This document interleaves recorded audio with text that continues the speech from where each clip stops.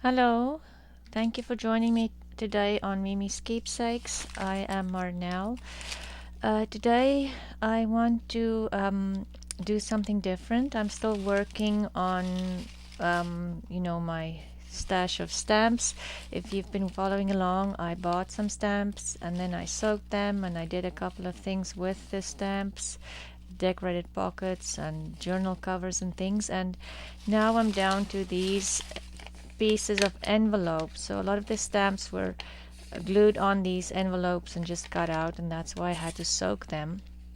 So these papers, they have nice markings on them, so I thought I can come along and use them and not just throw them away. We can't throw anything away. So I watched Louise Heinzl and her video on jazz up your scraps and how to make collage fodder. So I thought I am going to follow her and hopefully change this into something beautiful and useful. At the moment it is fairly interesting, it has a stamp there, but it's still not, it's kind of boring. So I feel like I do need to adjust it a little bit to make it more interesting.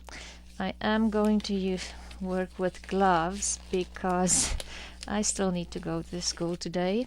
Don't want to go with pink and blue and green fingers. And this, I think, will be pretty messy. Okay, so the first thing she did was she cleaned her paint palette and used the water from her paint palette to color some of the scraps. I don't have a dirty paint palette at the moment, so I'm just gonna go to our second step, and that was to just spray some coffee on her scrap pieces to color it a bit and give it some interest. At the end of her video, she did say that it might be a good idea to coffee stain your scraps before you start this whole process. Not sure how I would do it differently than just spraying them. So this, I don't want to spray, I don't want all of them to be too brown. Oh, this might be a little noisy. I have some parchment paper that I use for put on my countertop when I'm dyeing papers. So this is just that. I dyed some papers with beads on the weekend. So I still had this left, so it might be a little noisy, but at least it protects my table. Yeah, I think this is brown enough. I'm going to, she put hers in the oven to dry, but I think I'm just going to use my heat tool because I don't have a big stash. I didn't take all my papers out from the bag. I'll do them in batches. I just think it might be easier to handle a smaller amount of papers than a big amount. So I am going to dry this with my heat tool quickly, and I'll come back because I'm pretty sure you do not want to listen to the noise that tool makes, and then we'll go from there. I am back and the scraps are almost dry, but I think it's dry enough to go ahead. The next thing Louisa did was to stamp her scraps with StazOn ink, and I'm thinking I'm gonna use this stamp. Now I can't remember. I'll put the Tim Holtz stamp in the description box. I can't remember what the name is now, but it's the one with the 3 butterflies. It's an older one. Just any script stamp will work, and I'm using StazOn because you're still going to do some spraying, so the distress inks probably won't work too well for that. Just stamp them and then just move them around and stamp some more. Maybe I should cover the entire stamp and just do this. And the coffee did not show up well on these kind of colored papers or envelopes, so we'll do a bit of stamping on that. Let's move it around a bit.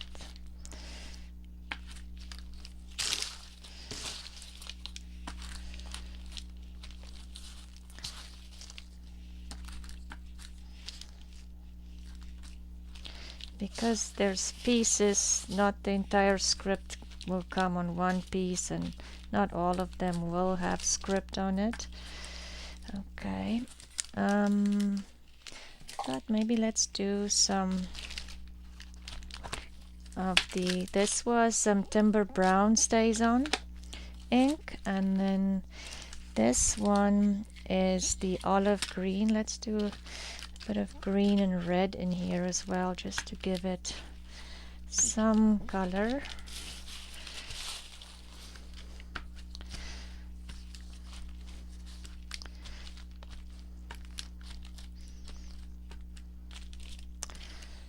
I should have brought maybe like a couple of numbers that's bigger, but these are supposed to be kind of like background to your clusters or, you know, belly bands or. Okay, let's do some red.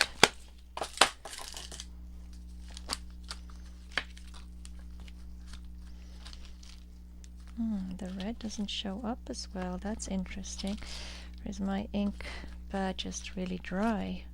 Oh, it does. Let's do like there. It has a little bit more brighter, like typography, you know, bigger letters that would show up. Okay, let's move on. The next thing she did was with oxide inks, she stamped a butterfly. So I'll just stick to what she did and stamp a butterfly too. Let's do, she did walnut oxide, distress oxide. Yes, the walnut distress tendency. Some of mine are still pretty wet because they were on the bottom. I didn't see that. Anyway, we will just continue. And of course, once you stamp these, spray these, the walnut, it would react with water and coffee, obviously, and that's what we want to give it, you know, a different look. She had a beautiful butterfly stamp. This one is from Tim Holtz, and I just picked it because it's 3 butterflies, or actually 4. Less stamping. Oh, sorry, that probably made a noise. Let's flip it over and stamp on this a little bit.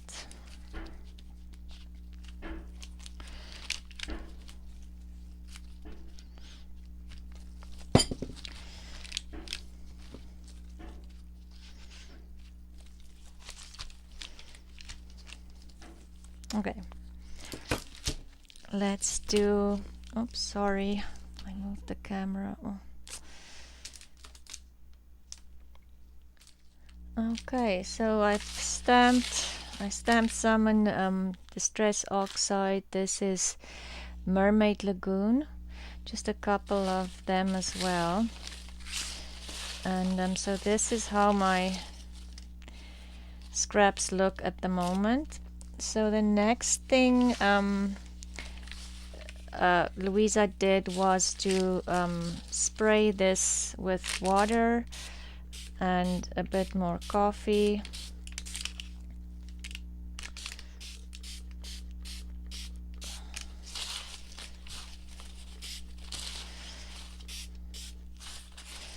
So let's, oh, excuse me, a little bit more coffee.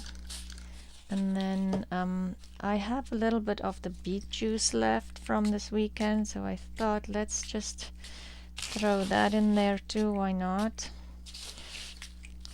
And then I also have this left. It's a rusted mixture from some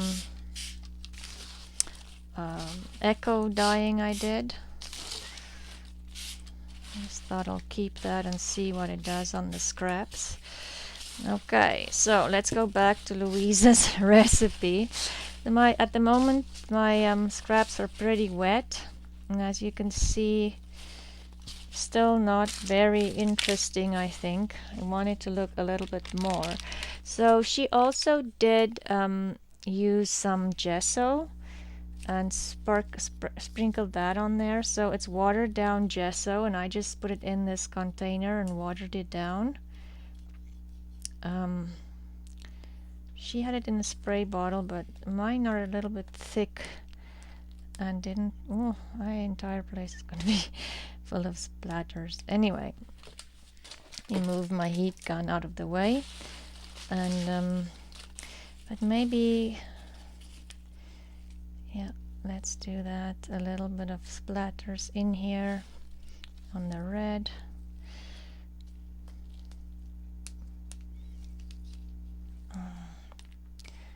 Okay, and then let's just clean the brush. This is a messy project for sure. So let's add, so the other thing I did, she put some of the oxide inks, like the ink pad, on her acrylic block.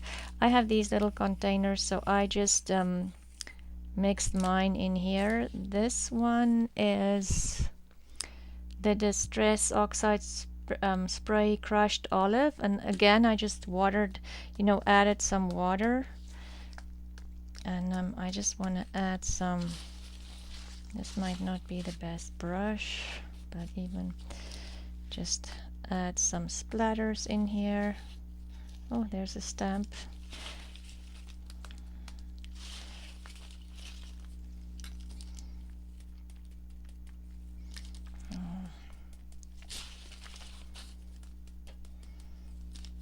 And as you're moving the papers, it gets in contact with other papers and leaves marks on the back and the front, so it would be interesting to see how these react.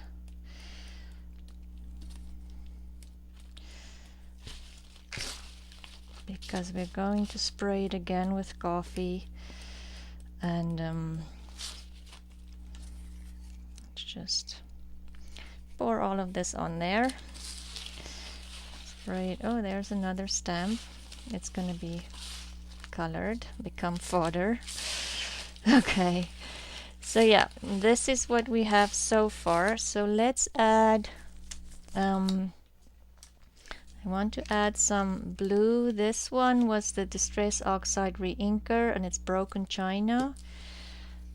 And just add some splatters in here. She used different colors. I don't want to.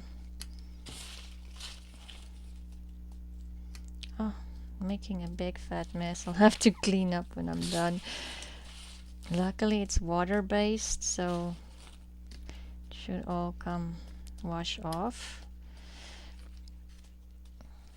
She started out, Louisa, with a like a box to contain her splatters, but I think she decided to spread out a little bit more to make it easier to get to more pieces, because they are small.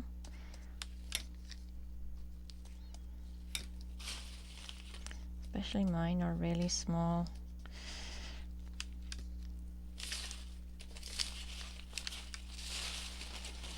Okay,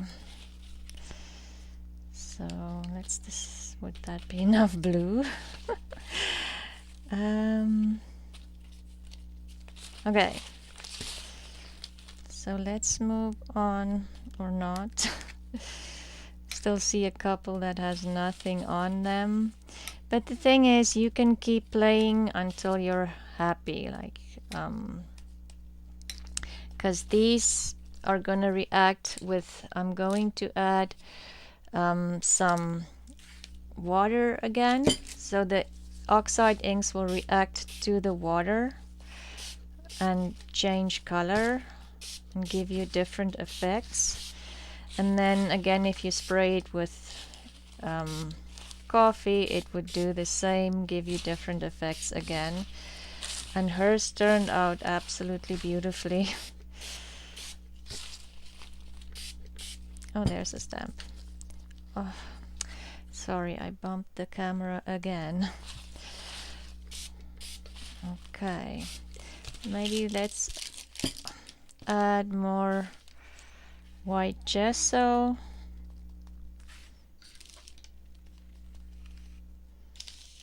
This is a really messy project. This might be a good project to do on the grass outside in the summer.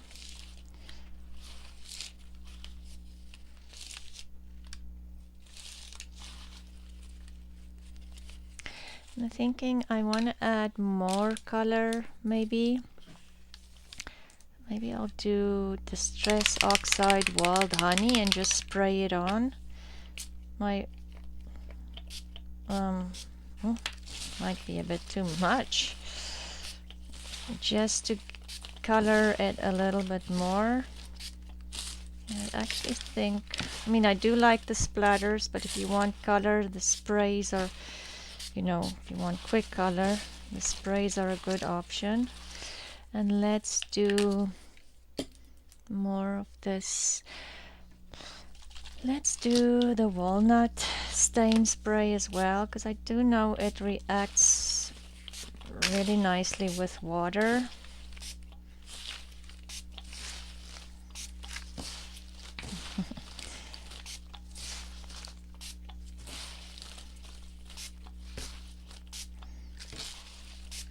Okay, now I might be too brown again, but let's do a little bit of the green. This is crushed olive. She already had pieces that was colored in her batch, which I don't. Mine are all just the old envelopes. Okay, so I lost my little lid. Oh, there. Let's add more coffee again, just to get a reaction from those sprays. And I mean, as you can see, my scraps are pretty wet at the moment. Shall we add more water? And she really liked the effect the gesso gave, so maybe we'll add more gesso, the gesso and the sprays. Let's add more of that, and I will dry this up and come back to show you how they look once I'm done with them. And then you might ask, what am I gonna do with these? Like, these will be backgrounds for collaging and clusters, snippet rolls, all kinds of things. And it's paper that I would have thrown away and that I am using more. And like when this is dry and I want more stamping on it, I can stamp a bit more. You know, you can still keep working on them. But I will come back and show you how they look when they're dry. I am back and I've dried all these pieces of scraps, and they're not, like, this one is still a little bit wet, but look at how pretty these have come out. And these were just white pieces of envelope. I think I will come back tomorrow and we can play a bit with them. Some of them are stuck together, but I can still use them. Look at how pretty this one is. So yes, I will come back tomorrow and we can play around. I'll show you what you can use these for if you're thinking I'm totally crazy for doing this. But I'm very excited about this. There's a lot of very pretty pieces in here that I can use. Look at this one with this postage stamp. This is an old back of a postcard. Yeah, just beautiful. So I'll come back tomorrow and we'll play a little bit more with these and make a couple of things using these. So I hope you have a great day and that you would try this and go watch Louisa's video on this. Hers were very neutral, and maybe the next batch I will make more neutral, less color, but I do like these. I think they would look pretty with butterflies and flowers and all kinds of things. I'll see you tomorrow when we play a little bit more with my big fat mess here. Bye.